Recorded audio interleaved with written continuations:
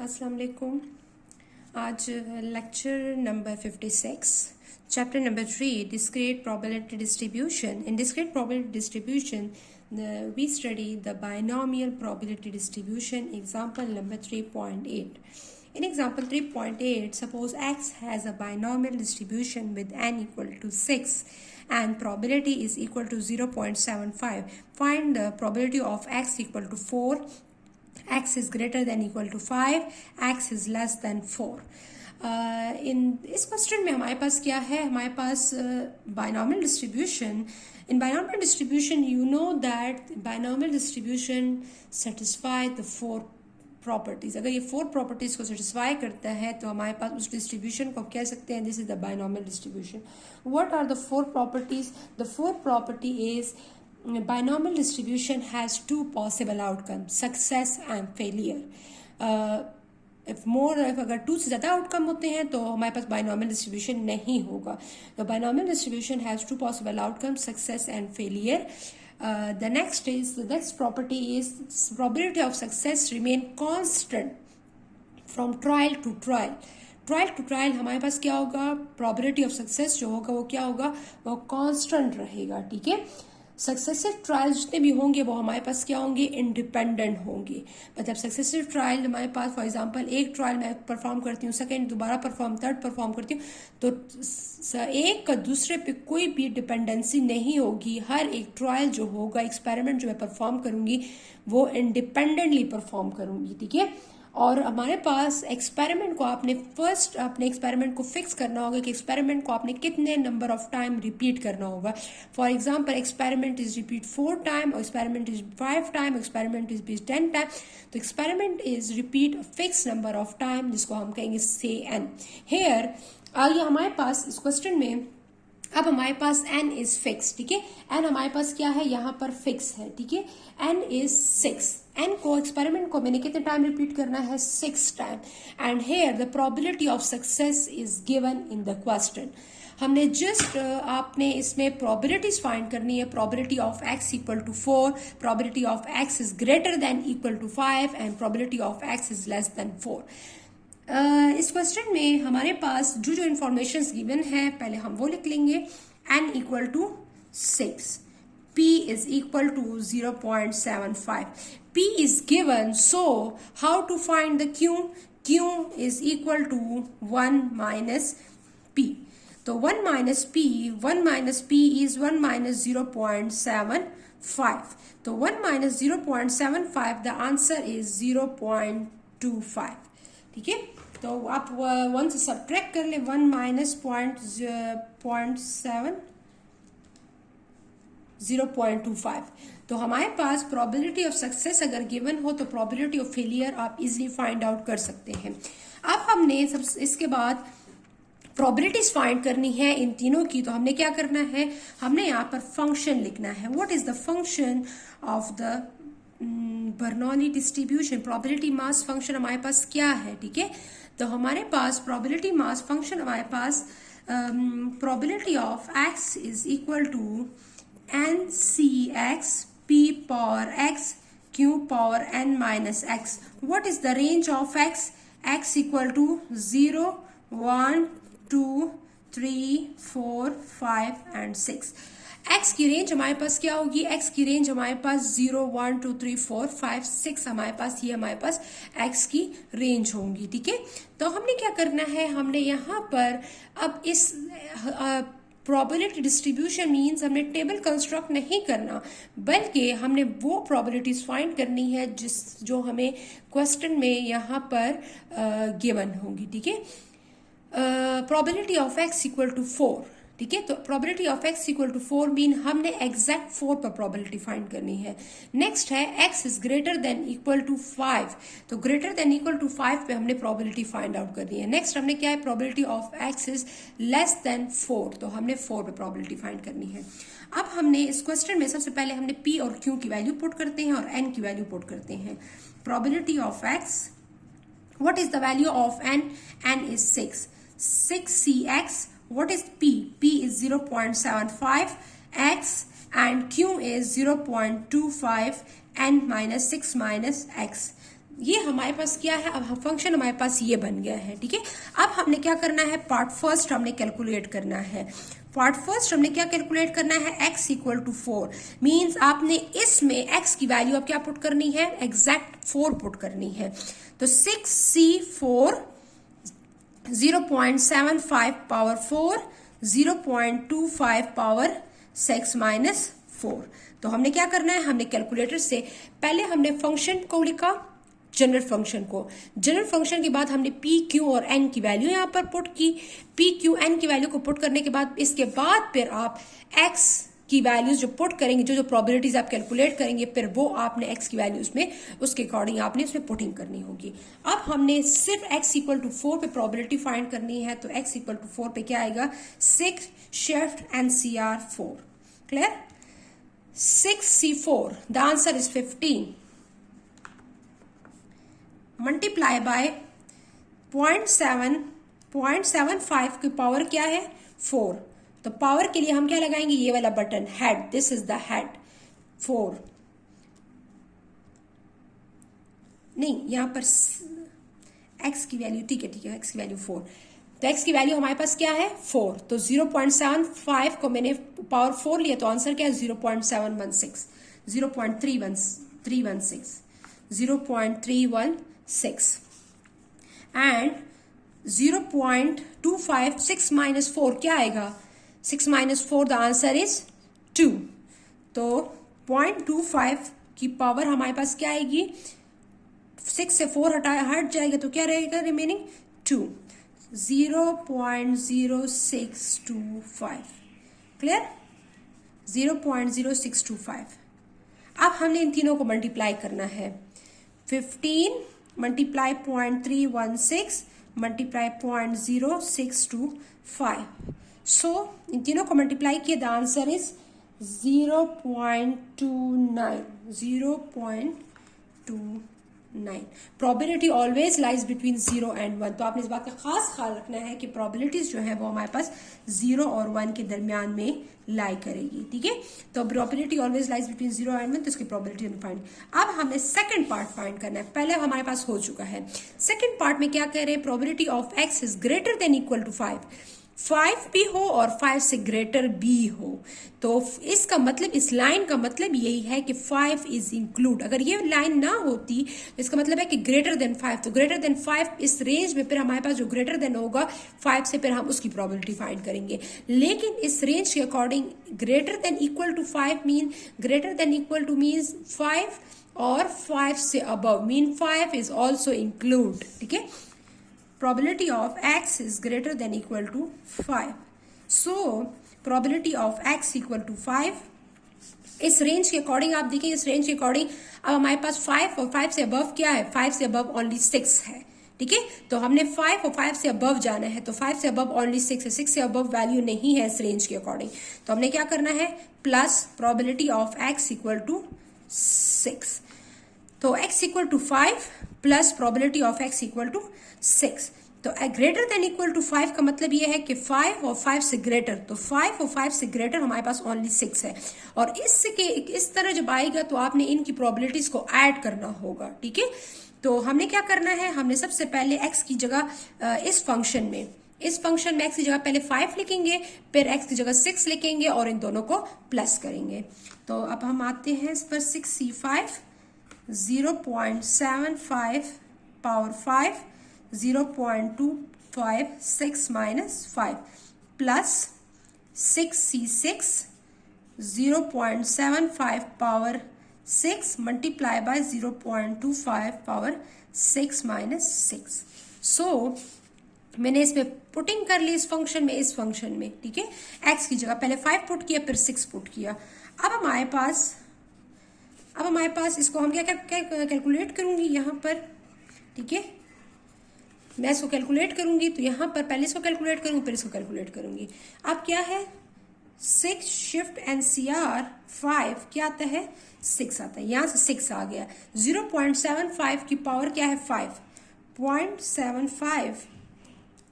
0.75 की पावर क्या है, 5।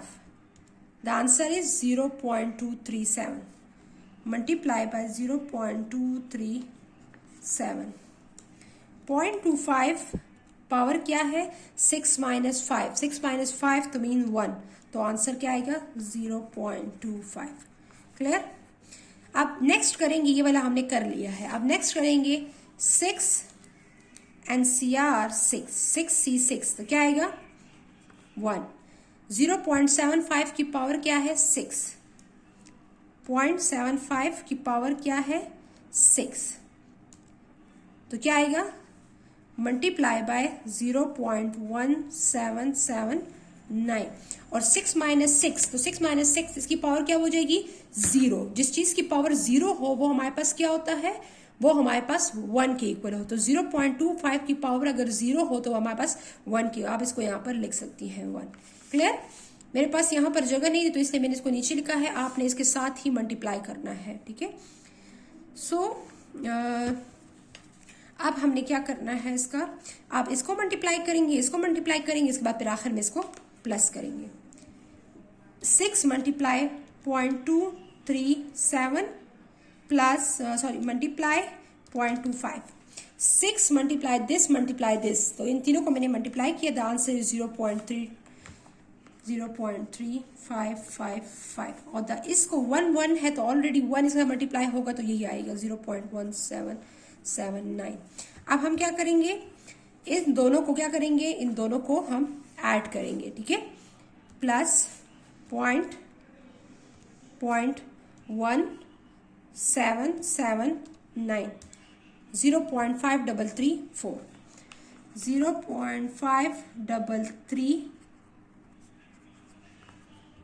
0.5334. ठीक है. तो 0.5334 द आंसर इज, ये हमारे पास क्या हो गया, अब हमारे पास ये आंसर हो गया किस चीज का, probability of x is greater than equal to 5. Probability of x is greater than equal to 5. The last one हमारे पास क्या रहेगा, x is less than 4. x is less than 4. 4 से लेस कौन कौन सी वैल्यूज है. अब हेयर 4 इज नॉट इंक्लूड, इसलिए कि यहाँ पर इसके नीचे अगर लाइन होती ना लेस देन और इक्वल टू होता तो फिर 4 इंक्लूड होता है. लेकिन आप कहते हैं सिर्फ 4 से लेस हो. तो 4 से लेस कौन कौन सी वैल्यू 0 1 2 3. तो इन तीनों की चारों की प्रोबेबिलिटीज को हमने क्या करना है, ऐड करना है. 4 से लेस मेरे पास अकॉर्डिंग टू रेंज ये सारी वैल्यूज हैं. ठीक है. अब मैंने इसको क्या करना है, probability third part is part 3. Probability of x is less than 4. तो x इज लेस देन 4 क्या है, x equal to 0 plus probability of x equal to 1 plus probability of x equal to 2 plus probability of x equal to 3. इन सब की probabilities हमने find करनी है separate और फिर इसको आखिर में ऐड करना है. सो अब क्या करेंगे, x की वजह क्या पुट करेंगे 0. तो फंक्शन हमारे पास क्या था 6c 0.75 power 6 minus 0 and 0.25 power हमारे पास क्या था, यहाँ पर इस फंक्शन में 0 6 minus 0.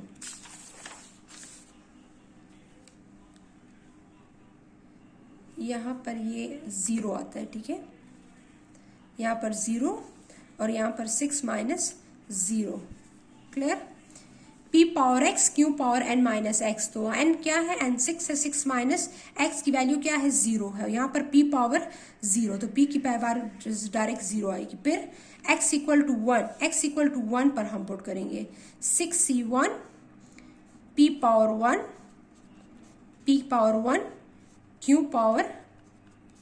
q power 6 minus 1 plus 6c2 0.75 power 2 0.25 power 6 minus 2 plus 6c3 0.75 power 3 0.25 power 6 minus 3.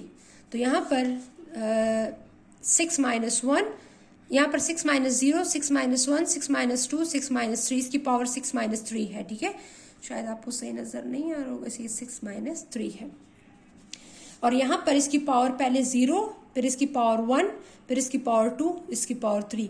यहाँ पर 6c0, 6c1, 6c2, 6c3। तो ये हमारे पास बाइनोमियल प्रोबेबिलिटी मास फंक्शन है हमारे पास, ठीक है। बाइनोमियल का ये probability mass function of the binomial distributions, और हमने x इक्वल टू 0, 1, 2, 3, 0, 1, 2, 3 इन सब की प्रोबेबिलिटीज लिख ली। आप इसको पहले हम इंडिविजुअल सॉल्व करेंगे, इसके बाद फिर हम इसकी प्रोबेबिलिटीज को ऐड करेंगे लास्ट में।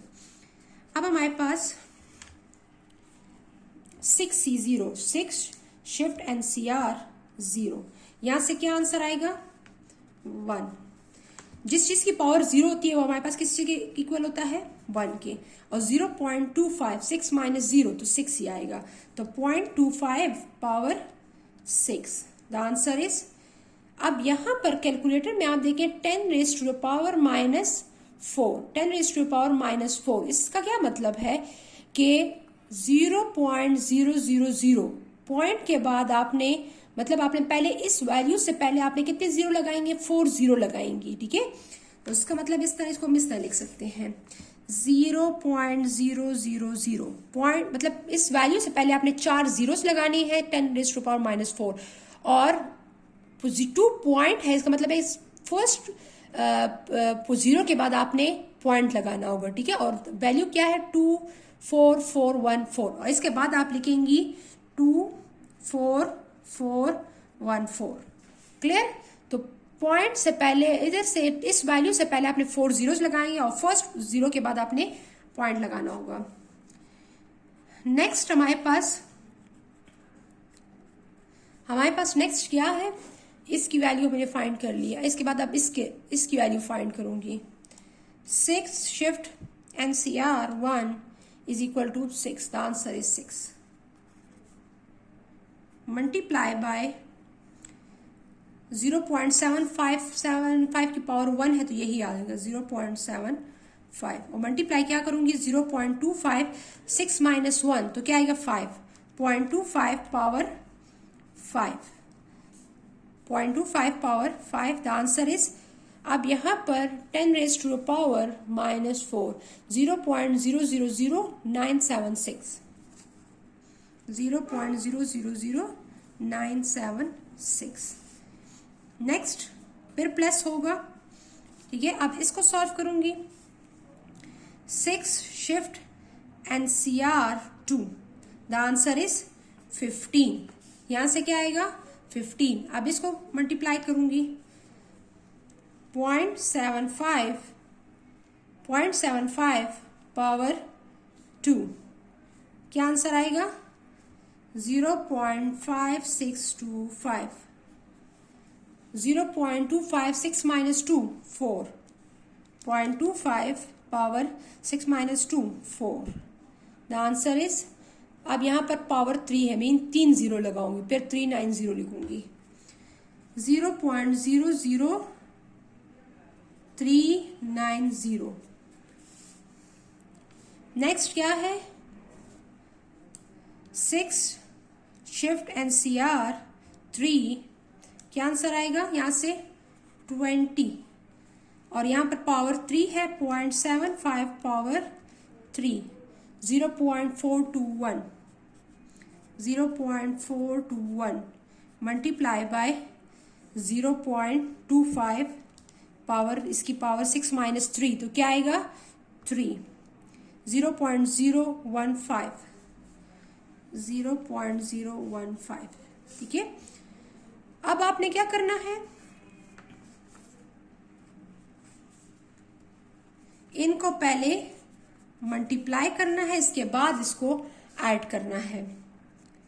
पहले इसको मल्टीप्लाई करूंगी, इसको मल्टीप्लाई करूंगी, इसके बाद मैं आखिर में इसको ऐड करूंगी। तो यहां से क्या आएगा, यहां से 1 के साथ मल्टीप्लाई होने से यही आता है 0.0002414 प्लस, इसके बाद इसका क्या आएगा, इसके बाद नेक्स्ट का हमारे पास है 6 मल्टीप्लाई 0.75 मल्टीप्लाई 0.000976, 0.000976 4392, फिर प्लस, फिर इसका मल्टीप्लाई करूंगी 15 multiply 0.5625 multiply 0.00390. The answer is 0.03290. ठीक है, और लास्ट में इसको मल्टीप्लाई करूंगी 20 मल्टीप्लाई 0.421 मल्टीप्लाई 0.015 0.1263. ठीक है, अब आपने क्या करना है, इन सब को आपने ऐड करना है, plus 0.03290 plus 0.004392 plus 0.0002414. Answer is, इन सब को मैंने ऐड किया 0.1638. पहले आपने जब अलग अलग सॉल्व कर लेंगी, इसके बाद आपने ऐड करना है, ऐसे ना हो कि आप इसके साथ एडिशन भी शुरू कर दें. ठीक है, तो एडिशन आपने लास्ट में करना होगा. पहले आपने प्रोबेबिलिटी ऑफ एक्स को सॉल्व करना है, 1 2 3 इन सब की प्रोबेबिलिटीज को पुट किया, फिर इसकी हर एक वैल्यू को अलग अलग फाइंड किया, फिर इन तीनों को आपस में मल्टीप्लाई किया, हर एक तीनों वैल्यूज को, फिर उसके बाद आपने लास्ट में इसको ऐड करना है. तो 0.16 इसका आंसर है. ठीक है, तो इस क्वेश्चन को इसकी कैलकुलेशन थोड़ी सी ज़्यादा है, लेकिन ये है कि बाकी बहुत इजी है. अगर आप इसको समझ लें तो ये बहुत इजी है. ठीक है, थैंक यू, अल्लाह हाफिज़.